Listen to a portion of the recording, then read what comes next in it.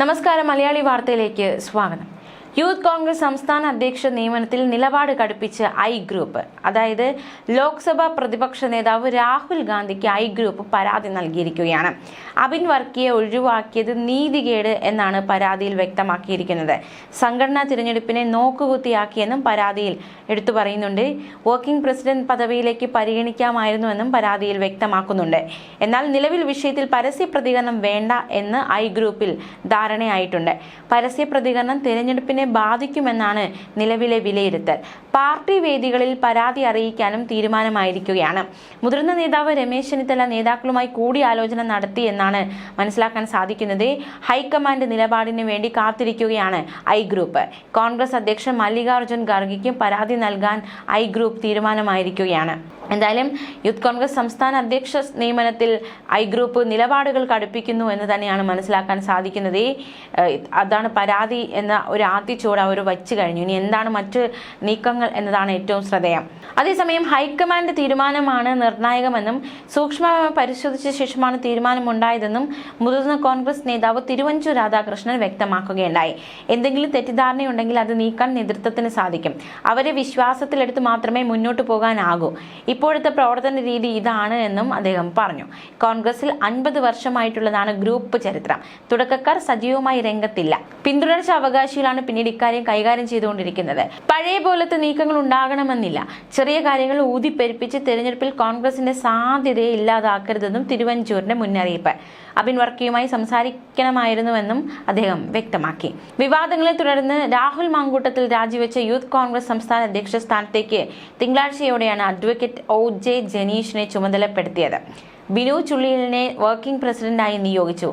ഈ ഒരു സ്ഥാനത്തേക്ക്, അതായത് ഈ യൂത്ത് കോൺഗ്രസ് സംസ്ഥാന അധ്യക്ഷ സ്ഥാനത്തേക്ക് അബിൻ വർക്കിയുടെ പേരായിരുന്നു ഉയർന്നു കേട്ടിരുന്നത്. പക്ഷേ പ്രഖ്യാപനം വന്നപ്പോൾ അബിൻ വർക്കി ചിത്രത്തിൽ പോലുമില്ല. ഇത് ഐ ഗ്രൂപ്പിനെ വലിയ രീതിയിലാണ് ചൊടിപ്പിച്ചത്. കേരളത്തിൽ ആദ്യമായാണ് യൂത്ത് കോൺഗ്രസിന് വർക്കിംഗ് പ്രസിഡന്റ് സ്ഥാനം എന്നൊരു പദവി കൂടി വരുന്നത്. പിന്നാലെ തന്നെ ഉപാധ്യക്ഷനായ അബിൻ വർക്കിക്ക് അധ്യക്ഷ സ്ഥാനം നൽകാത്തതിൽ വിമർശനങ്ങൾ ശക്തമായിരുന്നു. സാമുദായിക സമവാക്യമാണ് സംഘടനാ തിരഞ്ഞെടുപ്പിൽ 2ാം സ്ഥാനത്തെത്തിയ അബിൻ വർക്കിക്ക് തിരിച്ചടിയായത് എന്നതാണ് ഏറ്റവും വലിയ വിലയിരുത്തൽ. മാത്രവുമല്ല, അബിൻ വർക്കിയെയും KM അഭിജിത്തിനെയും ദേശീയ സെക്രട്ടറിമാരായി ചുമതലപ്പെടുത്തിയിരിക്കുകയാണ്. പക്ഷേ തനിക്ക് കേരളത്തിൽ തുടരാനാണ് താല്പര്യമെന്ന് അബിൻ വർക്കി കഴിഞ്ഞ ദിവസം തുറന്നടിക്കുകയും ചെയ്തു. യൂത്ത് കോൺഗ്രസ് ഭാരവാഹി നിയമനത്തിൽ അതൃപ്തി പരസ്യമാക്കി അബിൻ വർക്കി രംഗത്ത് വന്നതും ഏറ്റവും ശ്രദ്ധേയമാണ്. തനിക്ക് കേരളത്തിൽ പ്രവർത്തിക്കാനാണ് ആഗ്രഹം. ദേശീയ തലത്തിൽ ചുമതല നൽകിയുള്ള തീരുമാനം കോൺഗ്രസ് തിരുത്തണം. സംസ്ഥാന അധ്യക്ഷനാക്കാതിരുന്നത് തദ്ദേശ നിയമസഭാ തിരഞ്ഞെടുപ്പ് അടുത്തിരിക്കെ ചില ഘടകങ്ങൾ പരിശോധിച്ചത് കൊണ്ടാകാം. സാമുദായിക അടിസ്ഥാനത്തിലാണോ താൻ തഴയപ്പെട്ടതെന്നത് നേതൃത്വമാണ് മറുപടി പറയേണ്ടതെന്നും അബിൻ പറഞ്ഞു. കഴിഞ്ഞ യൂത്ത് കോൺഗ്രസ് തെരഞ്ഞെടുപ്പിൽ 1 ലക്ഷത്തോളം വോട്ടാണ് തനിക്ക് കിട്ടിയത്. അന്ന് 2ാം സ്ഥാനത്തെത്തി.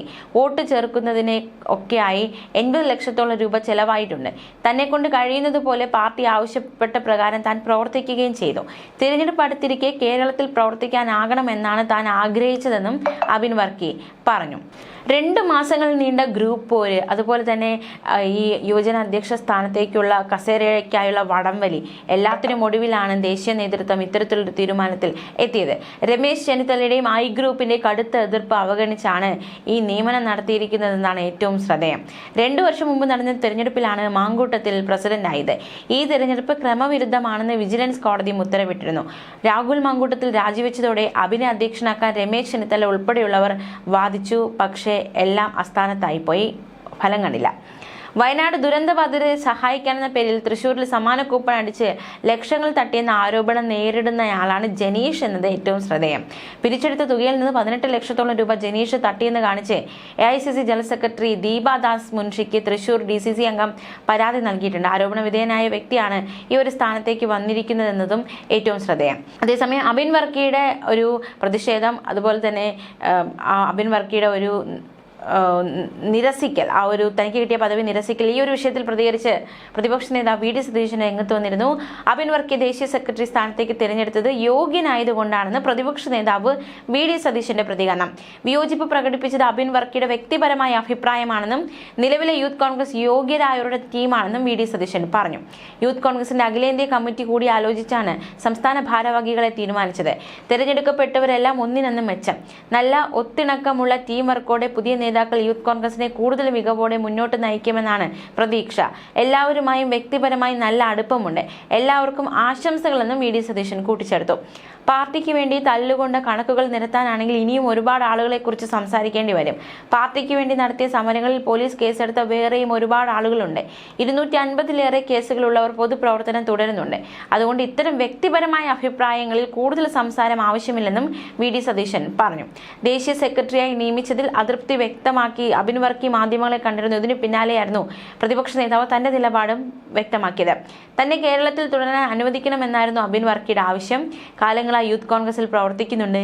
പാർട്ടിയെ പ്രതിസന്ധിയിലാക്കിയില്ലെന്നും കേരളത്തിൽ തുടരാൻ അനുവദിക്കണമെന്നുമായിരുന്നു പാർട്ടിയോട് അബിൻ വർക്കി അപേക്ഷിച്ചത്. മാത്രമല്ല, സംസ്ഥാന യൂത്ത് കോൺഗ്രസ് അധ്യക്ഷനായി തന്നെ പരിഗണിക്കാത്തത് ക്രിസ്ത്യാനി ആയതുകൊണ്ടാണോ എന്ന് അറിയില്ല എന്നും അബിൻ വർക്കി മുന്നോട്ട് വെച്ച ഒരു വാദം, അതും ഏറെ വിവാദമായിരുന്നു. തന്നെ അങ്ങനെ കാണുന്നുണ്ടോ എന്നും അറിയില്ല. അക്കാര്യം പറയുന്നത് നേതൃത്വമാണ് എന്നതടക്കമുള്ള പ്രതികരണമായിരുന്നു അബിൻ വർക്കിയുടെ ഭാഗത്ത് നിന്ന് ഉണ്ടായത്. ഏത് പോസ്റ്റ് കിട്ടിയാലും ഇല്ലെങ്കിലും സമരമുഖത്തുണ്ടാകും. അമിതമായി ആഹ്ലാദിക്കുകയോ വിഷമിക്കുകയോ ചെയ്യില്ല. സംസ്ഥാന നേതൃത്വവുമായി സഹകരിച്ച് മുന്നോട്ട് പോകും.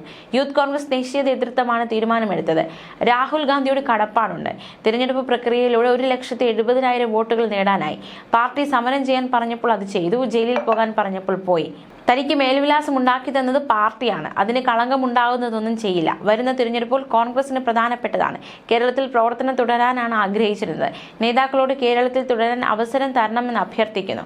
അടിയുറച്ച പാർട്ടിക്ക് വിധേയനായ പ്രവർത്തകനെന്ന നിലയിലാണ് അഭ്യർത്ഥന. കേരളത്തിൽ ഈ സുപ്രധാന സമയത്ത് തുടരാൻ അവസരം തരണം. പാർട്ടി എടുത്ത തീരുമാനം തെറ്റായി എന്ന് പറയുന്നില്ല. ദേശീയ സെക്രട്ടറിയായി നിയമിക്കപ്പെട്ടതിൽ തന്റെ നിലപാട് പാർട്ടി നേതൃത്വത്തെ അറിയിക്കും. പിണറായി വിജയനെതിരെ പോരാടാനാണ് താല്പര്യം. പാർട്ടി എടുക്കുന്ന ഏത് തീരുമാനവും അംഗീകരിക്കും. പാർട്ടി പ്രതീക്ഷിക്കുന്ന പോരാളിയായി കേരളത്തിൽ തുടരാൻ ആഗ്രഹിക്കുന്നു.